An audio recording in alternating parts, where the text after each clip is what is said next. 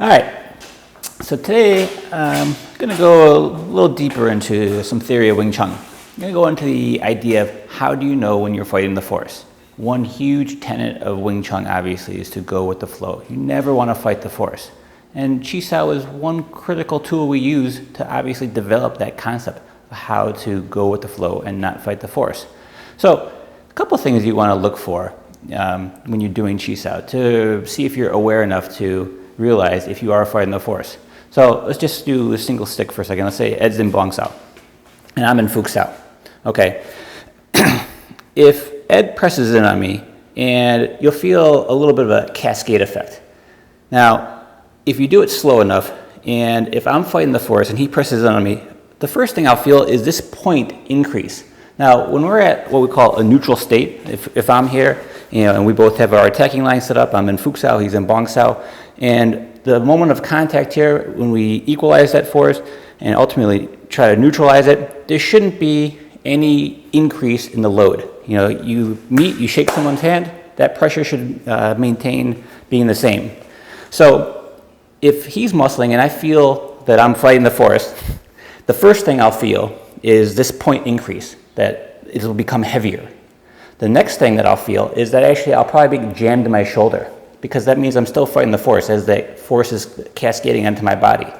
The next thing I'll feel is if he keeps pressing and I keep fighting that force, is it'll probably rock me back onto my heels. If I'm on my heels, I'm off center. If I'm off center, any attack I do, any block I do, it'll pretty much be worthless. So in reality of application, if he comes in and muscles and I fight that force, it's going to rock me back on my heels in the blink of an eye. This is just a little bit of, like I said, breaking it down and what you'll feel the progression of you fighting the force. So the first thing I'll feel is when I'm here, is like I was saying, I'll feel this point increase, get heavier. If I feel this point increase, get heavier, I'm fighting that force. As he continues to push and I continue to muscle back, the next thing I'll feel is me getting jammed in my shoulder.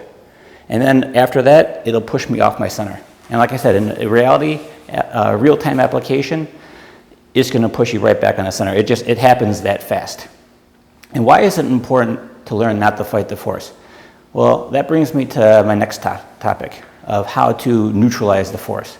Now, neutralizing at a basic level, you could just say, okay, I've blocked the person. Well, that's good for, intermediate level, or I should say probably like a low-level application.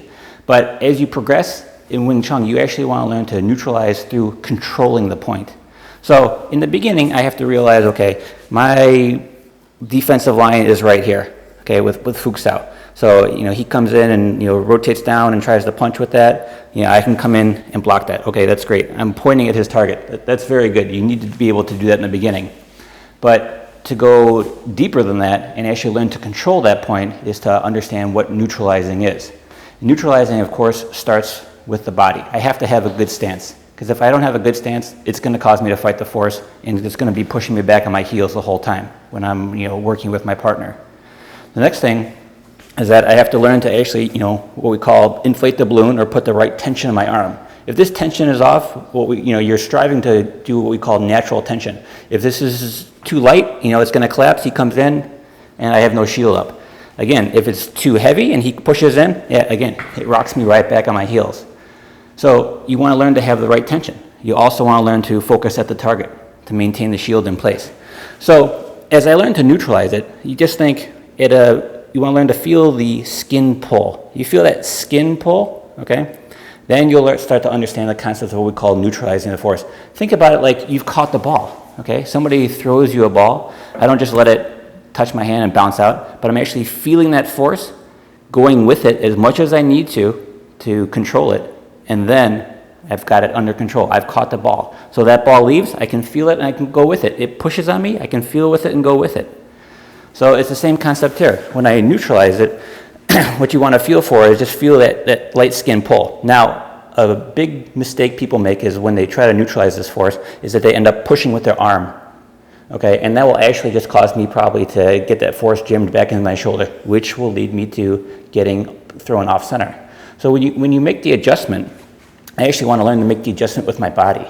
I want to keep my arms relaxed so that my arms can be relaxed so that if he does whatever attacking motion from that, then I can continue to flow with that. But I still feel that I'm in control of that point. So I can leave that point anytime I want, and I can flow and block and guide that point off anytime I want. And if you fight the force, even for a blink of an eye, you could drop the ball. And if you drop the ball, that means you're open to get hit. And obviously what you're working on is blocking. You know, anybody can attack. Attacking is the easy component of Wing Chun. Blocking is actually the higher level application. You know, if you can learn to block, you can learn to make all the components work. So hope this helped. Good luck. See you next time.